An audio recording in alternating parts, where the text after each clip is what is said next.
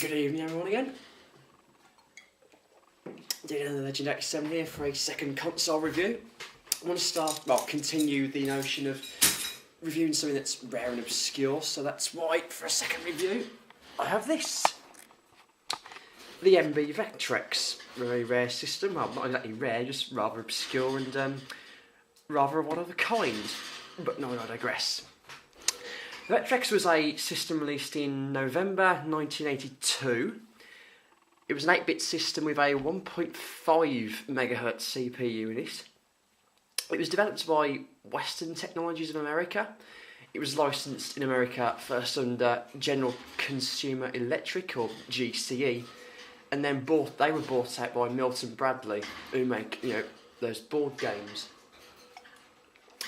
It launched with a price of around £160 or something like that. Well, I know in America it was released for around $200.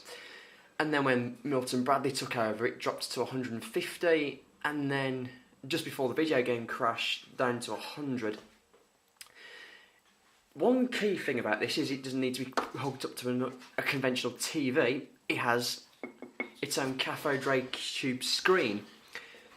It used, unlike anything else, vector graphics, which doesn't use like pixelation, like bitmap graphics. It's all straight lines and no pixelation or anything like that. Well, I'll show you what I mean when we get to the games themselves. Nothing to show really about the system. It's quite simple. You just got basic screen, cartridge slot down here on the right hand side. At the front here, if you flip this. Oh god. Flip that down, you get the controller. The controller's quite simple, it's just, like stick in the sun at the left side and 4 buttons, which feel quite stiff actually. In here, if you can see, there you go. You've got the one controller port, which you can actually take out. So you've got 2 controller ports for like 2-player gameplay. Reset button, again very stiff, and this knob here, turn it. The clicking sound turns it on, and then keep turning it round. It increases the volume. Turn off for a second. And that's basically much about the system. I mean, there's nothing else apart from on the back. We've got this little thing here which sets, brightness, but it's more like contrast sort of thing, and as usual, it comes with its own plug. It's the orange one for this.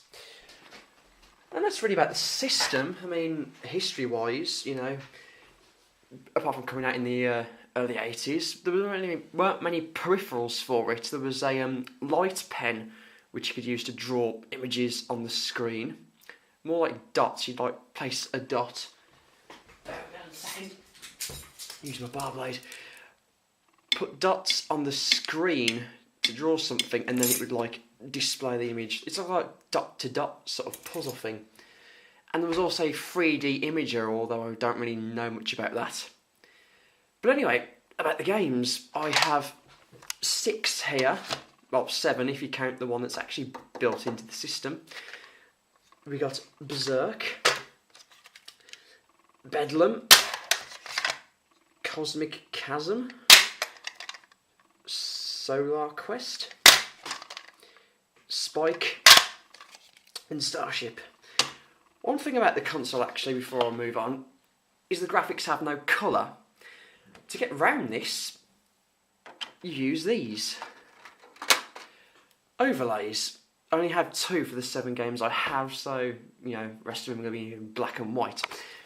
Let's put these on. Let's just show you again. You got these little tabs down here and at the top there. Just slot it in and I get the top. And there you go. What you could sort of call colour. Now, to fire up the system. Rightio then, time to show some gameplay.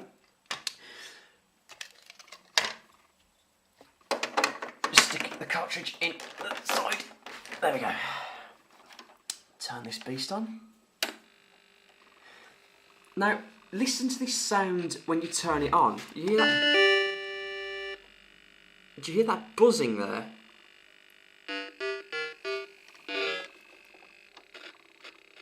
Do you hear that? That's caused between the ray tube and the speaker wiring. There's no shielding in between those two. And that's what caused this buzzing noise. I believe on the very, very late models, there was some kind of shielding between the cathode ray and the speaker wiring, which eliminated the sound. But they're very rare because they were only released a short time before the system was actually discontinued. So, set the camera up. I guess that's pretty good. And let's show some gameplay then. Actually, let me tilt it away from the light. It's too bright. Is that any better? Right, this is Cosmic Chasm. If I can get this to sound right. Yes, go! Yes, press the button. There we go. Now this is a kind of map screen. Oh, to show you the brightness contrast dial on the back, all that does is make it really fucked up. Alright, set it my liking. But anyway, no, I digress. I'm getting off topic here. Is that any better? I mean, blasted here. Anyway, map screen, you just basically go from place to place. Starship shooting shit. There we go. Die! And this thing in the centre keeps getting bigger and bigger, so you have to... I thought that was a door! Oh, God. Die, all of you, die.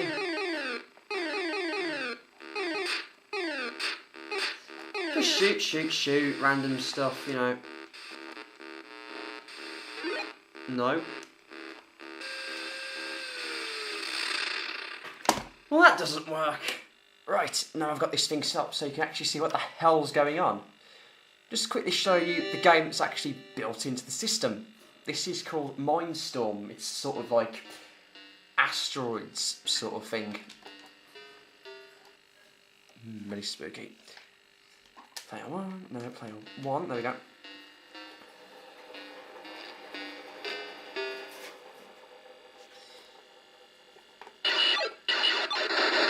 And as you can see, obvious asteroids rip-off. Although they are funny looking asteroids being, you know, that shape. I thought asteroids were like round, kind of sphere sort of things. Oh, you can move actually. Die! Dare come into my airspace! Here you are!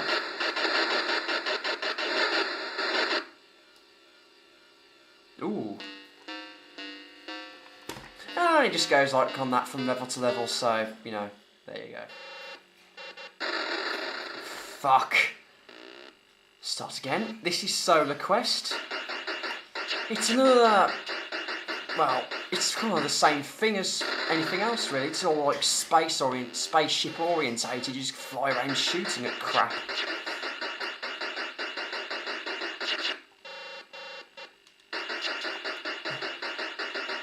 I don't know what... Can I shoot at that thing in the middle? I have to mention that... Oh, God, not again! I have to mention this joystick on the controller isn't exactly the most accurate. I mean, it's very unsensitive and it can actually cost you a game or two because it's so inaccurate. I mean, it takes a good while to get anything into position to fire. No, you're just shooting, and that's basically it.